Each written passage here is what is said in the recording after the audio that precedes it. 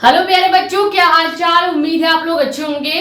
तो आज के इस वीडियो लेक्चर में हम बात करने वाले हैं 12th फिजिक्स का चैप्टर नंबर 1, जो कि क्या है, वैद्युत आवेश तथा क्षेत्र। इस चैप्टर का हम लेने वाले हैं लेक्चर नंबर 8। इसके पहले हमने आपको इस चैप्टर से रिलेटेड कई सारी वीडियोस प्रोवाइड कर दी हैं। तो अगर आपने अभी तक किसी भी टॉपिक से रिलेटेड वीडियोस नहीं देखी है तो आप प्लेलिस्ट में जाके देख सकते हो। प्लेलिस्ट का नाम क्या है, क्लास 12th फिजिक्स 2027 के नाम से नई प्लेलिस्ट हमने बना दिया है। जितनी भी वीडियोस फिजिक्स रिलेटेड आगे आने वाली हैं, न्यूमेरिकल को छोड़ के टॉपिक वाइज जितनी भी वीडियोस आगे आने वाली हैं, वो सभी वीडियोस आपको उसी प्लेलिस्ट में देखने को मिल जाएगी। ठीक है, तो हमारा टॉपिक क्या है, टॉपिक है वैद्युत फ्लक्स, जिसे इंग्लिश में इलेक्ट्रिक फ्लक्स भी कहते हैं। तो वैद्युत फ्लक्स जो होता है, ये टॉपिक बहुत ही ज्यादा इंपॉर्टेंट है और बहुत ही छोटा और स्मॉल प्यारा सा टॉपिक है। मैक्सिमम 3 नंबर का ये टॉपिक आपके बोर्ड एग्जाम में पूछा जाता है। ठीक है, टॉपिक को स्टार्ट करते हैं, लेकिन उससे पहले अगर आप चैनल पर नए हो तो चैनल को सब्सक्राइब कर दो, ताकि ऐसी ही इंफॉर्मेटिव और इम्पोर्टेंट वीडियोस आपके पास आती रहे। ज्यादा से ज्यादा वीडियो कर दो शेयर, ताकि और वीडियो जुड़ जाए। बाकी अपने कमेंट से डाउट आप यहाँ पे, या हमने पहले ही बता रखा है, हमारा इंस्टाग्राम आईडी भी है मेडिको एस्पिरेंट साक्षी मिश्रा के नाम से, वहां पे भी अपने डाउट पूछ सकते हैं। ठीक है, जैसे अभी जल्दी ही एक बच्ची का डाउट था इंस्टाग्राम पे, उसने पूछा था कि रेगुलर क्लास क्यों नहीं आ रहा है। तो मैंने जो रीजन था वो बता दिया कि इसी रीजन बस रेगुलर क्लास नहीं आ पा रही है। लेकिन मैंने ये भी बोला था कि 29 तारीख से आपकी क्लास चलेगी और आज 28 तारीख है, आज ही ये वीडियो आपको मिल जाएगी। ठीक है, समझते हैं कि वैद्युत फ्लक्स होता क्या है। वैद्युत फ्लक्स बहुत ही सिंपल टॉपिक है। ये बोर्ड एग्जाम में पूछा कैसे जाता है, पहले ये समझिए। 2 प्रकार से इसके क्वेश्चन पूछे जा सकते हैं। अगर आपसे पूछ लिया जाए कि वैद्युत फ्लक्स किसे कहते हैं, मात्रक, परिभाषा व बीमा लिखिए, तो ये क्वेश्चन आपका 3 नंबर का आएगा। कितने नंबर का, 3 नंबर का। लेकिन अगर एक छोटा सा न्यूमेरिकल ऐड कर दिया जाए, मैक्सिमम 3 नंबर का न्यूमेरिकल ऐड कर दिया जाए, और आपसे केवल वैद्युत फ्लक्स किसे कहते हैं ये पूछ लिया जाए न्यूमेरिकल, और उसके बाद वैद्युत फ्लक्स की परिभाषा पूछ ली जाए, तो वो जो क्वेश्चन बनेगा वो आपके बोर्ड एग्जाम में 5 नंबर का क्वेश्चन बन जाएगा। और हमेशा जो परिभाषा वाले क्वेश्चंस होते हैं, जो शॉर्ट क्वेश्चंस होते हैं, जो 3 नंबर के क्वेश्चंस होते हैं, उन्हें एक न्यूमेरिकल के साथ ऐड किया जाता है। जैसे अगर मैं इसके पहले एक न्यूमेरिकल आपसे पूछ लूं इसी टॉपिक से रिलेटेड, या किसी भी टॉपिक से रिलेटेड किसी भी चैप्टर का न्यूमेरिकल ऐड कर दिया जाएगा, और उसी में ये क्वेश्चन पूछ लिया जाएगा कि वैद्युत फ्लक्स किसे कहते हैं। तो चाहे 5 नंबर का क्वेश्चन पूछे, चाहे 3 नंबर का क्वेश्चन पूछे, अगर 1 नंबर का क्वेश्चन भी यहाँ से बन रहा है, अगर मात्रक या बीमा भी आपसे पूछी जा रही है, तो आपके लिए ये टॉपिक इंपॉर्टेंट है। ठीक है, वैद्युत फ्लक्स होता क्या है, डिफिनीशन लिखा हुआ है, लेकिन बिना डिफिनीशन पर फोकस किए बिना हम पहले से डायग्राम से समझेंगे। ठीक है, पहले हम क्या करते हैं, मान लेते हैं हमें 2 काल्पनिक पृष्ठ दिए गए हैं। ये एक छोटा सा काल्पनिक पृष्ठ हमने मान लिया है। ठीक है, ये एक छोटा सा काल्पनिक पृष्ठ है, और एक यहाँ पे नीचे हम ले लेते हैं एक और छोटा सा काल्पनिक पृष्ठ। ठीक है, ये दोनों क्या हो गए, 2 छोटे छोटे काल्पनिक पृष्ठ हमने मान लिया। अब हमने पहले ही बता दिया है कि कोई भी वस्तु अगर कहीं पे रखा है तो उसके आसपास हवा होती है, हवा होती है, ये तो पहले ही पता है आपको। लेकिन वो रखी कहाँ है, जहां पे रखी है वहां पे एयर के साथ साथ इलेक्ट्रिक फील्ड यानी कि वैद्युत क्षेत्र भी पाया जाता है, ये हमने बताया है। यानी कि जो हमने 2 काल्पनिक इमेजिनरी शेप्स लिए हैं या सरफेस लिए हैं, इमेजिनरी सरफेस या कह सकते हैं काल्पनिक पृष्ठ लिया गया है, ये किसी न किसी इलेक्ट्रिक फील्ड में रखा है। हमने पहले ही बता दिया, कोई भी वस्तु हुआ, कोई भी मटेरियल हुआ, कोई भी चीज हो गई, कहीं पे भी अगर रखा है तो वो किसी न किसी फील्ड में रखा है, जिसको हम इलेक्ट्रिक फील्ड नाम देते हैं। ठीक है, तो ये जो 2 काल्पनिक पृष्ठ लिया है हमने, इमेजिनरी सरफेस लिया है, ये इमेजिनरी सरफेस रखा कहाँ पे है, तो समझ लीजिए कि इसके चारों तरफ हमने क्या मान लिया है, एक इलेक्ट्रिक फील्ड मान लिया है। उसी वैद्युत क्षेत्र के अंदर हमने काल्पनिक पृष्ठ को रखा है। अब आपको पता होगा, जैसे ये मान लो एक बुक हमने लिया है, अब इस बुक का कोई ना कोई, मान लो ये एक तरह से क्या हो गया, एक इमेजिनरी पृष्ठ हो गया। ठीक है, इमेजिनरी सरफेस हो गया। अब इस इमेजिनरी सरफेस का कोई ना कोई क्षेत्रफल यानी एरिया तो होगा ही। जैसे अगर मैं इस बुक को टेबल पे या चेयर पे कहीं पे भी रखूं तो ये अपने आकार के अनुसार, अपने शेप के अनुसार एक एरिया जरूर कवर करेगा, एक क्षेत्रफल जरूर घेरेगा। तो सेम इसी तरह जब हम दो काल्पनिक पृष्ठ वैद्युत क्षेत्र में लेते हैं तो इसका क्या होगा, कोई ना कोई क्षेत्रफल भी होगा। तो मान लेते हैं इसका क्षेत्रफल क्या है, ए है, और दूसरे वाले का क्षेत्रफल भी क्या है, ए है। क्लियर हो गया। अब क्या करेंगे, इस काल्पनिक पृष्ठ से अभिलंबवत गुजरने वाली जो वैद्युत बल रेखाएं होंगी, जो वैद्युत बल रेखाएं होती हैं, ये जो काल्पनिक पृष्ठ से गुजर रही हैं, ये कौन सी रेखाएं हैं, इनका नाम हो जाएगा वैद्युत बल रेखाएं, वैद्युत बल रेखाएं। ठीक है, इसको याद रखिएगा। कभी कभी आपसे कोई भी टीचर पूछ सकता है कि ये बताइए वैद्युत बल रेखाएं क्या होती हैं। तो एक नोट पॉइंट में लिख लीजिएगा, वैद्युत बल रेखाएं एक ऐसी काल्पनिक रेखा होती है जो इलेक्ट्रिक फील्ड की तीव्रता, यानी कि कह सकते हैं कि वैद्युत क्षेत्र की तीव्रता की दिशा को बताता है, या आप ये भी कह सकते हो कि वैद्युत क्षेत्र ई की दिशा को बताता है। ये किसकी दिशा को बता रहा है, ये जो सभी तीर हैं, ये तीर वैद्युत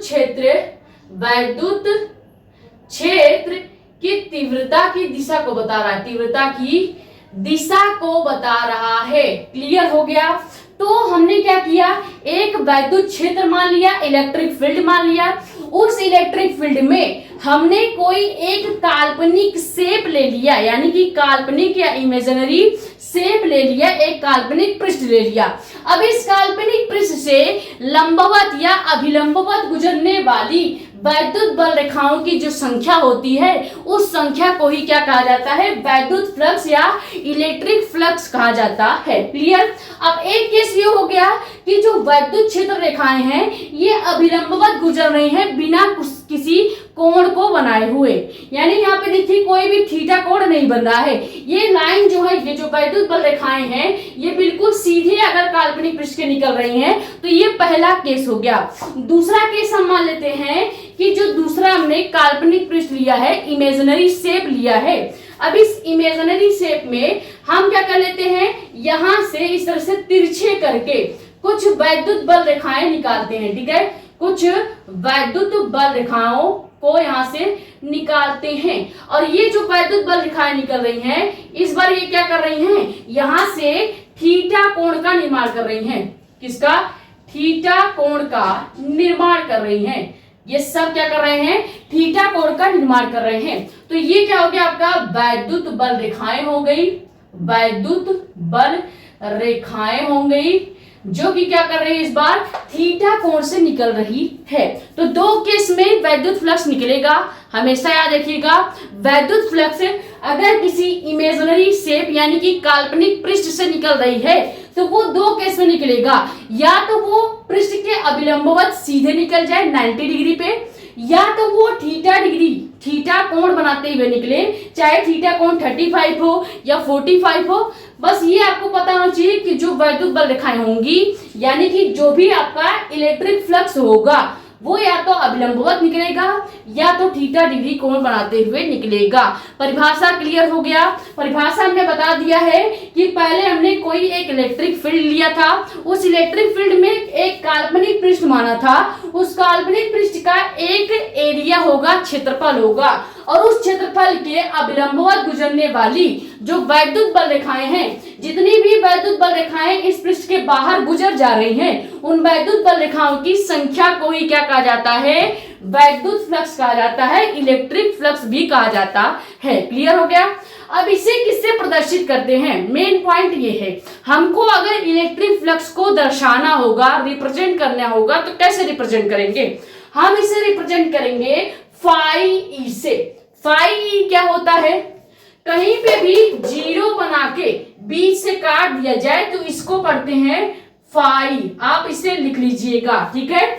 जीरो बना के बीच से काट दो तो उसको पढ़ा जाएगा फाई, और नीचे हमने ई लिख दिया है तो पूरा नाम क्या हो जाएगा, फाई ई। क्लियर हो गया। इलेक्ट्रिक फ्लक्स को हमेशा फाई ई से प्रदर्शित करते हैं। तो डिफिनीशन क्लियर हो गया और डायग्राम क्लियर हो गया। अब यहां तक पहले स्क्रीनशॉट कीजिए, फिर देखते हैं कि फाई ई का यानी कि इलेक्ट्रिक फ्लक्स का फॉर्मूला क्या आता है।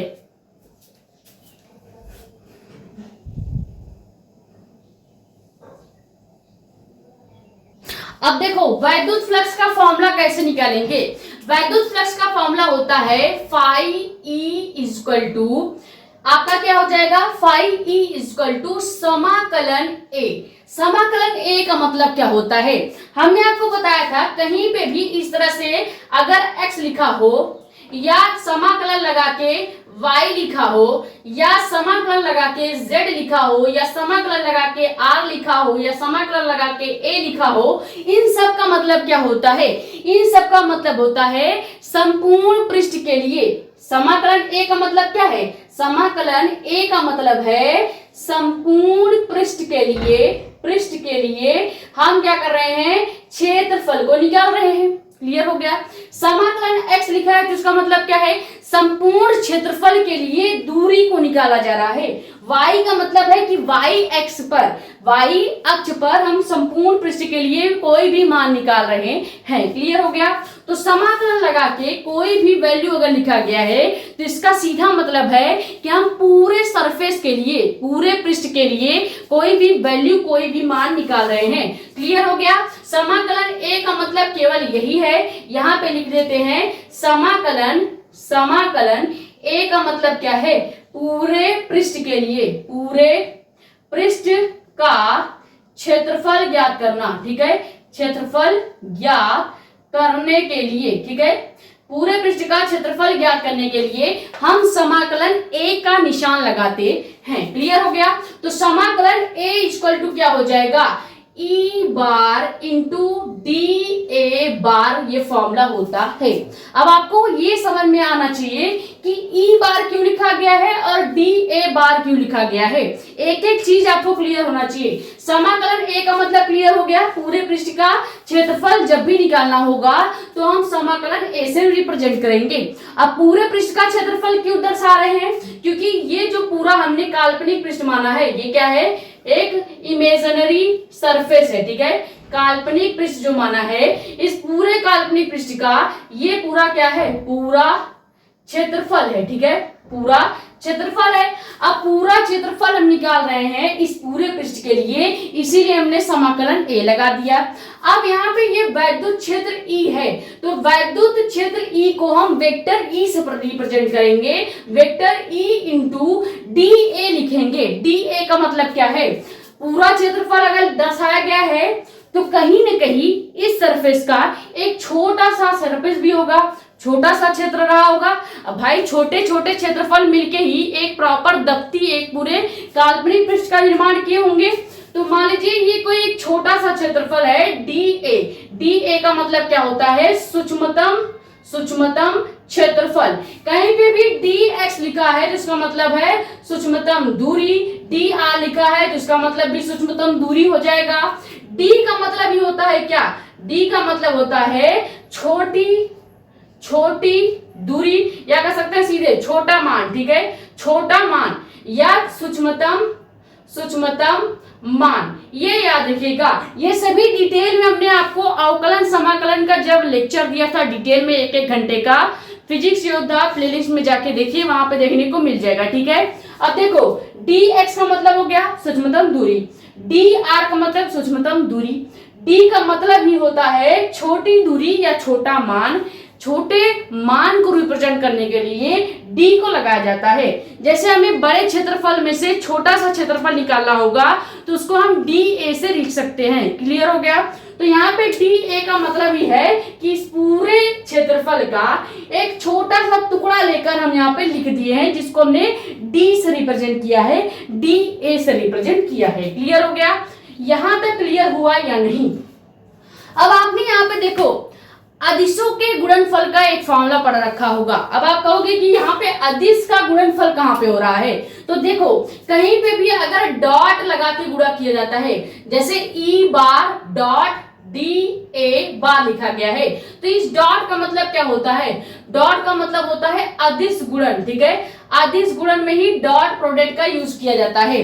तो डॉट प्रोडक्ट है यानी कि अदिश गुणन हो रहा है।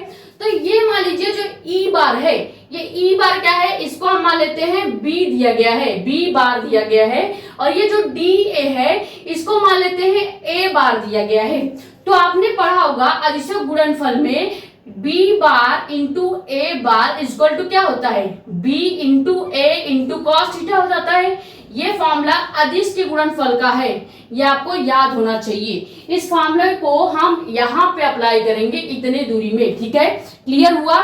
ये E इंटू डी ए किसकी तरह दिख रहा है, अदिशों के गुणनफल का एक फॉर्मूला होता है जो कि क्या है, बी बार इंटू ए बार। जब इनका गुणा किया जाता है तो हम बार को हटा देते हैं, बी को पहले लिख लेंगे, फिर ए को लिख लेंगे और लास्ट में कॉस थीटा को ऐड कर देंगे। ये फॉर्मूला होता है। जब यही फॉर्मूला हम यहाँ पे अप्लाई करेंगे तो कैसे यहाँ पे मान आएगा वो लिखते हैं, ठीक है। इसी फॉर्मूले को यहाँ पे लगाते हैं। फॉर्मूला हमने क्या लिखा था, फॉर्मूला हमने लिखा था, यहाँ पे फॉर्मूला लिख देते हैं। फॉर्मूला है B bar into A bar, small ए लिख देते हैं, ठीक है। ए बार इक्वल टू क्या हो जाएगा, B into A into cos theta, ठीक है। ये फॉर्मूला होता है आपका अदिशों के गुणनफल का। अब ये फॉर्मूला अगर हम इस वाले वैल्यू के लिए अप्लाई करें, चूंकि यहाँ पे ए पीछे है, फॉर्मूला असली क्या होता है, ए बार इंटू बी बार होता है, लेकिन यहाँ पे ए पीछे था तो हमने फॉर्मूले को थोड़ा सा चेंज कर दिया, बी को आगे कर दिया, जैसे यहाँ पे ई आगे है और ए पीछे है तो ए को पीछे कर देंगे, बी को आगे करेंगे, तो फॉर्मूला क्या हो जाएगा, B bar into A bar equal to B into A into cos theta, clear. अब इसको इसके लिए अप्लाई करेंगे तो क्या हो जाएगा, हम ई बार को क्या मान लेते हैं, मान लेते हैं ई बार क्या है आपका, बी को रिप्रेजेंट कर रहा है, ठीक है। और उसके बाद डी ए जो है, डी ए बार जो है ये ए को रिप्रेजेंट कर रहा है। उस हिसाब से यहाँ पे फॉर्मूला क्या हो जाएगा, फॉर्मूला चेंज हो जाएगा, फाई ई आपका वैसे ही रहेगा। उसके बाद संपूर्ण पृष्ठ का जो समाकलन ए है, संपूर्ण पृष्ठ क्षेत्रफल का समाकलन ए भी वैसे रहेगा। उसके बाद अब ये जो ई बार है और डी ए बार है, यहां से बार हट जाएगा, क्योंकि फॉर्मूले का मतलब क्या है, जब भी दो अदिश बार का गुणा होता है, अदिश राशियों का गुणा किया जाता है, तो क्या करते हैं, बार को हटा देते हैं और पीछे कॉस थीटा लगा देते हैं। तो यहाँ पे हम क्या कर देंगे, ई इंटू डी ए इंटू कॉस थीटा कर देंगे। सब कुछ सेम है, बस दोनों का बार हमने हटा दिया है और लास्ट में फॉर्मूले के अकॉर्डिंग कॉस थीटा ऐड कर दिया है, क्लियर हो गया। अब इसके आगे हम कैसे सॉल्व करेंगे, हमें चाहिए समाकलन का एक छोटा सा फॉर्मूला, जो कि क्या हो जाएगा, अगर हम क्या करें, इस ई को और कॉस थीटा को बाहर कर दें तो यहाँ पे एक छोटा सा फॉर्मूला बन जाएगा। पहले हम ई को और कॉस थीटा को बाहर करते हैं, ठीक है। अगले स्टेप में हम क्या करेंगे, फाई ई को वैसे ही रहने देंगे, उसके बाद समाकलन ए को वैसे ही लगाएंगे, ठीक है। लेकिन उसके पहले हम क्या कर देंगे, उसके पहले हम ई को और कॉस थीटा को बाहर ले आएंगे। तो यहाँ पे हम ई इंटू कॉस थीटा को बाहर ले आएंगे। अब हम क्या करेंगे, अब हम लगाएंगे समाकलन ए और यहाँ पे केवल क्या बच जाएगा, डी ए बच जाएगा, क्लियर हो गया। अब हमने आपको समाकलन का एक फॉर्मूला बताया था कि कहीं पे भी अगर आपको समाकलन ए डी ए लिखे हुआ मिलेगा, समाकलन ए डी ए लिखा हुआ मिलेगा, तो इस पूरे निशान की जगह आपको केवल ए लिख देना है। ये हमने बताया था। इसका मतलब क्या है कि आप ए के सापेक्ष यानी कि क्षेत्रफल ए के सापेक्ष या डी ए के सापेक्ष ए का क्या कर रहे हैं, समाकलन कर रहे हैं। तो यहाँ पे क्या हो जाएगा, ए को बाहर कर देंगे, बाकी सब आपका वैसा ही रहेगा। यानी सीधे सीधे समझिए, अगर कहीं पे लिखा है समाकलन x dx, इसका मतलब क्या है, समाकलन x dx का मतलब है कि आप x के सापेक्ष क्या कर रहे हैं, dx का समाकलन कर रहे हैं। तो अगर आप x के सापेक्ष dx का समाकलन करेंगे, इस पूरे निशान को हटा के आपको केवल x लिख देना है, यानी इस पूरे निशान की जगह आप केवल x लिख सकते हैं। सेम उसी तरह अगर समाकलन y दिया गया है और dy दिया गया है, तो इसका मतलब क्या हो जाएगा, पूरे निशान की जगह y लिख सकते हैं।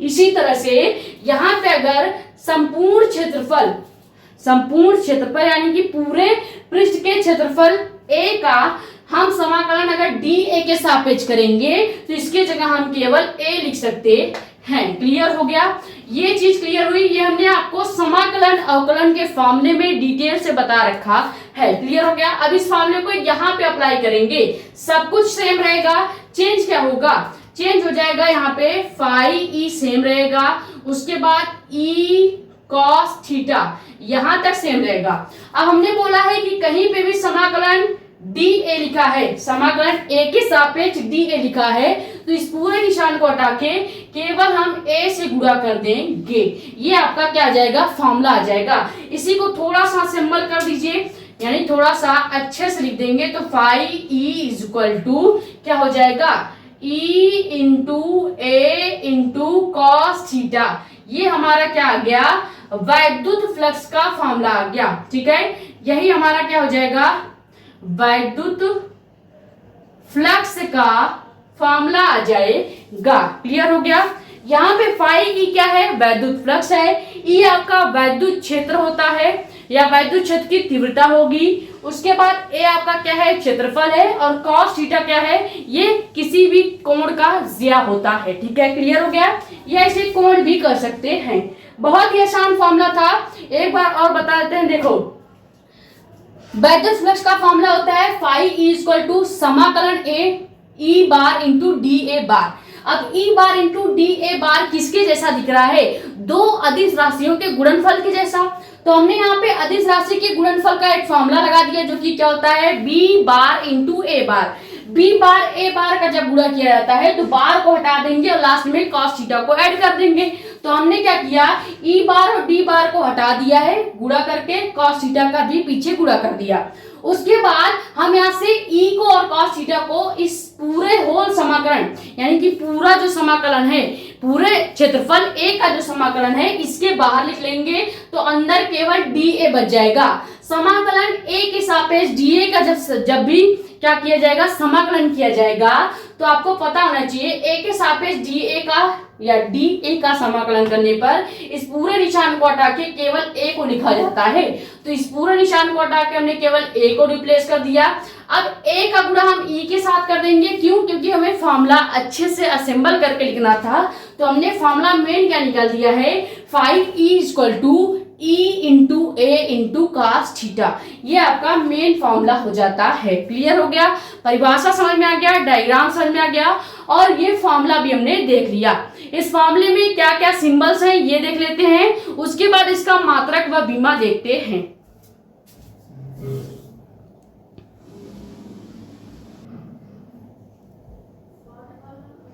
तो हमारा फॉर्मूला क्या है, 5e equal to E into A into cos theta.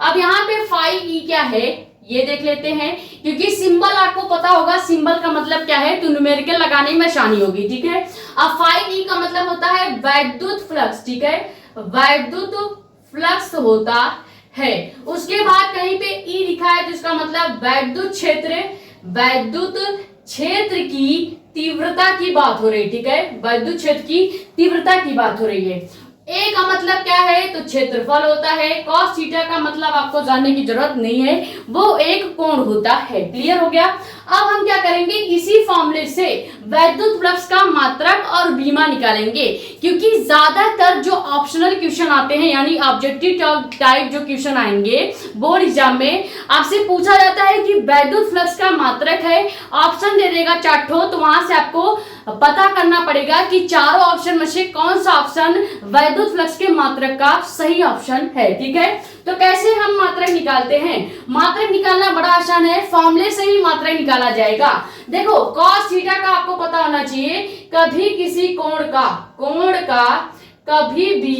कभी भी मात्रक नहीं निकाला जाता। ठीक है, मात्रक नहीं निकाला जाता है, ये आप याद रखिएगा। जैसे कॉस थीटा हो गया, फॉर्मूले में अगर कॉस थीटा है, साइन थीटा है, या कोई भी थीटा कोण आ गया है, तो उसका कभी भी मात्रक नहीं निकाला जाएगा। तो हम इस फॉर्मूले में से क्या करेंगे, इस फॉर्मूले में से केवल 5e equal to E into A ले लेंगे। क्यों, क्योंकि cos थीटा का मात्रक नहीं निकाला जाएगा। तो हम क्या करेंगे, अब हमें क्या करना है, इस वैद्युत क्षेत्र की तीव्रता E का मात्रक लिखना है, उसके बाद क्षेत्रफल A का मात्रक लिखना है। दोनों का मात्रक कंबाइन करने पे हमको क्या मिल जाएगा, 5e यानी कि वैद्युत फ्लक्स का मात्रक मिल जाएगा। अब देखो, वैद्युत क्षेत्र की तीव्रता E का मात्रक क्या होता है, ये हमने आपको लेक्चर नंबर 2 में डिटेल से बताया था, यहाँ पे भी बता देते हैं। देखो वैद्युत क्षेत्र तीव्रता E का फॉर्मूला होता है F/Q, यानी कि लगने वाला बल और आवेश के अनुपात को ही क्या कहते हैं, वैद्युत क्षेत्र की तीव्रता कहते हैं। अब बल को किससे प्रदर्शित किया जाता है, बल का मात्रक होता है न्यूटन, आवेश का मात्रक क्या होता है, कूलाम। तो न्यूटन प्रति कूलाम किसका मात्रक हमने निकाल लिया, वैद्युत क्षेत्र की तीव्रता का मात्रक निकाल लिया। तो यहाँ पे लिख देंगे न्यूटन प्रति कूलाम। ठीक है, ये क्लियर हो गया। अब न्यूटन प्रति कूलाम कैसे निकला, क्लियर हुआ कि नहीं। हमने बोला कि वैद्युत क्षेत्र की तीव्रता E का फॉर्मूला होता है लगने वाला बल और लगने वाले आवेश के अनुपात को ही वैद्युत क्षेत्र की तीव्रता E कहते हैं। अब बल का जो मात्रक होता है न्यूटन, उसके बाद आवेश का मात्रक होता है कूलाम। तो न्यूटन प्रति कूलाम क्या हो जाएगा, न्यूटन प्रति कूलाम, ये E का मात्रक हो गया। अब इसका गुणा हम किसके साथ कर देंगे, अब चूंकि यहाँ पे A क्या है, A आपका क्या होता है, A आपका क्षेत्रफल होता है और क्षेत्रफल का मात्रक क्या होता है, मीटर स्क्वायर होता है।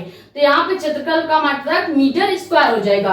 तो न्यूटन प्रति कूलाम का गुणा हम किससे कर देंगे, मीटर स्क्वायर से कर देंगे। किसके साथ करेंगे, मीटर स्क्वायर के साथ करेंगे।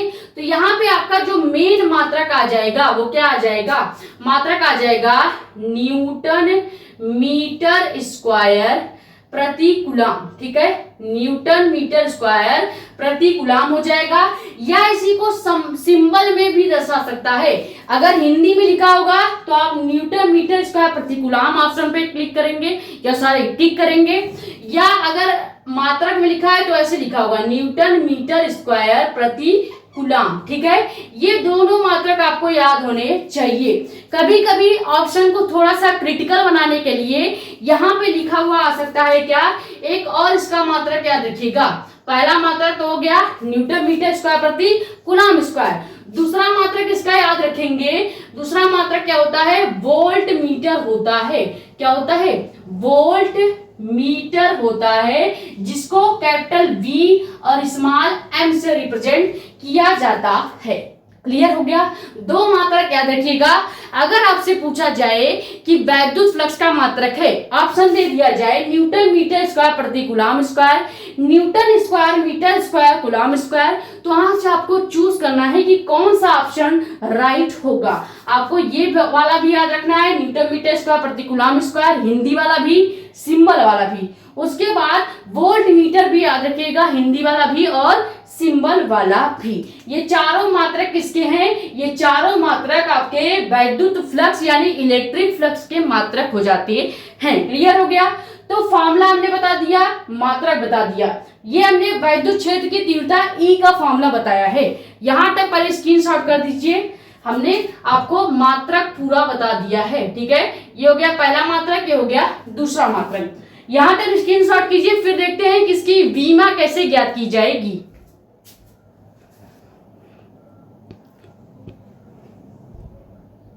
तो अब हम क्या करेंगे, इसी फॉर्मूले से बीमा को निकालेंगे। बीमा निकालने के लिए भी आपको क्या करना पड़ेगा, सबसे पहले इस वैद्युत क्षेत्र E की बीमा निकालनी पड़ेगी, उसके बाद क्षेत्रफल A की बीमा लिखनी पड़ेगी, फिर दोनों ही बीमाओं का गुणा करके आप क्या कर लेंगे, वैद्युत फ्लक्स का बीमा निकाल लेंगे। जैसे हमने मात्रक निकाला था, पहले E का मात्रक लिखा, फिर A का मात्रक लिखा, दोनों का गुणा करके हमने वैद्युत फ्लक्स का मात्रक निकाल लिया। सेम इसी तरह बीमा निकालेंगे। तो पहले क्या कर लेते हैं, वैद्युत क्षेत्र E के फॉर्मूले से वैद्युत क्षेत्र की तीव्रता का बीमा निकाल लेते हैं। बीमा निकालेंगे तो क्या हो जाएगा, वैद्युत क्षेत्र की तीव्रता E का फॉर्मूला होता है F/Q। अब आपको पता होना चाहिए जो F है इसका मात्रक क्या होता है, न्यूटन होता है। और आपको बताया था बल का जो बीमा होता है वो क्या होता है, बल की बीमा होती है mLT-2। ये आपको याद होना चाहिए, कुछ बीमाएं आपको 12th की याद होनी चाहिए डायरेक्ट, ताकि आप जल्दी से निकाल पाओ। ठीक है, तो अगर कहीं पे बल लिखा है तो उसकी बीमा हम लिख सकते हैं T-2, ठीक है। उसके बाद कूलाम कहीं पे लिखा है तो इसकी विमा याद होनी चाहिए, A और T होता है। ये हमने निकाल के भी बताया था, क्योंकि आवेश का गुणा क्या होता है, आवेश का फॉर्मूला क्या होता है, देखो आवेश का फॉर्मूला होता है धारा I इंटू टी। अब यहां से अगर निकालोगे तो यहां से जो आवेश का विमा आएगा वो आ जाएगा कैपिटल A और कैपिटल T, ये आप निकाल के देख लीजिएगा। अब यहाँ पे हम क्या कर देंगे, हम MLT-2 के नीचे कैपिटल A और T लिख देंगे। ये किसकी बीमा आ जाएगी, ये बीमा जो आई है ये आ गई है वैद्युत क्षेत्र की तीव्रता E की बीमा। तो हम यहाँ पहले क्या लिख देंगे, E की बीमा लिखेंगे क्योंकि पहले हमें E का बीमा लिखना पड़ेगा, फिर A का बीमा लिखना पड़ेगा। तो E का बीमा हमने अभी निकाला है, क्या निकाला है, MLT-2 जो कि फोर्स की बीमा हो गई। उसके बाद आवेश Q की बीमा क्या होती है, capital A into capital T, यानी AT का जो बीमा है ये आवेश की बीमा हो गई। तो बल की बीमा और आवेश की बीमा के अनुपात को ही वैद्युत क्षेत्र की बीमा कहेंगे। अब इसका गुणा हम किसके साथ करेंगे, क्षेत्रफल की बीमा के साथ। क्षेत्रफल की बीमा हमेशा याद रखिएगा, इसकी बीमा क्या हो जाती है, क्षेत्रफल की बीमा होती है लंबाई स्क्वायर, यानी L का स्क्वायर। लंबाई का स्क्वायर जो होगा ये क्षेत्रफल की बीमा को प्रदर्शित करेगा। अब आप क्या करेंगे, सबका गुणा कर देंगे। तो यहाँ पे देखिए ध्यान से, आपको क्या करना है, ये M वैसे का वैसा ही रहेगा, L यहाँ पे 2 ठो है और L यहाँ पे 1 ठो है, तो टोटल कितना हो जाएगा, L3 हो जाएगा, M0L3 हो जाएगा। उसके बाद हम क्या करेंगे, A को ऊपर ले जाएंगे और T को भी ऊपर ले जाएंगे। जब AT ऊपर जाएगा तो MLT के फॉर्म में लिखा जाता है, पहले M लिखा जाएगा, फिर L लिखा जाएगा, फिर T लिखा जाएगा और लास्ट में A को लिखा जाएगा। तो M0 हो गया, L 2 ठो यहाँ पे था, 1 ठो यहाँ पे था, तो 3 ठो L हो गया। अब T यहाँ पे पहले से -2 में है, एक T नीचे वाला जाएगा तो -3 हो जाएगा, यानी T-3 हो जाएगा। और यहाँ पे A जो नीचे है, A अगर नीचे है तो ये ऊपर जाएगा तो A-1 हो जाएगा। ये आ गया किसका, ये आ गया आपके वैद्युत फ्लक्स फाई E की बीमा। फाई E की बीमा अगर कोई पूछ ले तो डायरेक्ट आपको याद होना चाहिए M0L3 T-3 A-1। क्लियर हो गया। तो ये 3 चीजें हमने देखी इस पूरे वीडियो में। सबसे पहले हमने देखा कि वैद्युत फ्लक्स की परिभाषा क्या होती है, डायग्राम क्या होता है, इसको कैसे रिप्रेजेंट करते हैं, तो फाई E से रिप्रेजेंट करते हैं। फॉर्मूला क्या होता है, phi E equal to E into A into cos theta होता है। मात्रक क्या होता है, न्यूटन मीटर स्क्वायर प्रति कूलम स्क्वायर या वोल्ट मीटर होता है। और बीमा क्या होती है, तो M0L3 T-3 A-1 होता है। क्लियर हो गया। तो यही छोटा सा टॉपिक आपके इस वीडियो में हमने आपको बताना था, जो कि हमने डिटेल में आपको बता दिया है। अब यही छोटा टॉपिक आपके बोर्ड एग्जाम में पूछा जाएगा, मैक्सिमम 3 नंबर का। अगर केवल डिफिनीशन पूछेगा तो एक न्यूमेरिकल जरूर पूछा जाएगा और टोटल क्वेश्चन 5 नंबर का बना दिया जाएगा। क्लियर हो गया। आई होप ये वीडियो लेक्चर आपके लिए हेल्पफुल रही होगी। अगर वीडियो पसंद आई है तो वीडियो को लाइक कर दें, नए हैं तो चैनल को सब्सक्राइब कर दें, ताकि ऐसी ही इंफॉर्मेटिव और इम्पोर्टेंट वीडियोस आपके पास आती रहे। ज्यादा से ज्यादा वीडियो कर दें शेयर, ताकि और वीडियो जुड़ जाएं। बाकी अपने कमेंट्स डाउट आप यहाँ पे, यहाँ हमने आपको बता रखा है, हमारा इंस्टाग्राम आईडी भी है मेडिको एस्पिरेंट साक्षी मिश्रा के नाम से, वहां पे भी अपने डाउट्स पूछ सकते हैं। ठीक है। कल की वीडियो लेक्चर में हम देखने वाले हैं केमिस्ट्री के चैप्टर नंबर 2 का हम लेंगे लेक्चर नंबर 2, जिसमें डिटेल में समझेंगे कि हेलो एल्केन की निर्माण की विधियां क्या है और उसकी रासायनिक गुण क्या होते हैं। ठीक है, ये स्क्रीनशॉट कर लीजिए। मिलते हैं कल की वीडियो में। Thank you so much.